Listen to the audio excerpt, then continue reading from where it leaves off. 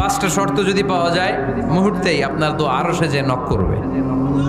এক নাম্বার শর্ত আকলুল হালাল, হালাল খাওয়া। দুই নাম্বার শর্ত দোয়াটা করতে হবে একজনের কাছে, তিনি কে? চাইতে হবে একজনের কাছে, তিনি কে? তিন নাম্বার ইয়াকিন থাকতে হবে যে আমার দোয়াটা কবুল হচ্ছে। যখন দোয়া করবেন আপনার এই বিশ্বাস থাকতে হবে আমার রব আমার ফরিয়াদ শুনছে, তিনি আমার কথা শুনতে পাচ্ছে, আমি চাওয়া মাত্রই তিনি সব দিয়ে দিতে পারে এবং আমার রব আমাকে ফিরাবে না, তিনি দিবেনই। চার নাম্বার শর্ত সালাতু আলা রাসূলিল্লাহ, আল্লাহর হাবিব সাল্লাল্লাহু আলাইহি ওয়াসাল্লামের উপর দুরূদ পড়া। কুল্লু দুআ মাহজুব মাওকুফুন বাইনাস সামাই ওয়াল আরদ, আমরা যা দোয়া করি সব আকাশ জমিনের মাঝখানে পেন্ডিং হয়ে থাকে। মা লাম ইউসাল্লা আলাইহি, আল্লাহর হাবিব বললেন যতক্ষণ না আমার উপর দুরূদ শরীফ পড়া হয়। পাঁচ নাম্বার সর্বশেষ শর্ত হলো মুওয়াফাকাতুদ দুআ বিদ দাওয়াব, শুধু দোয়া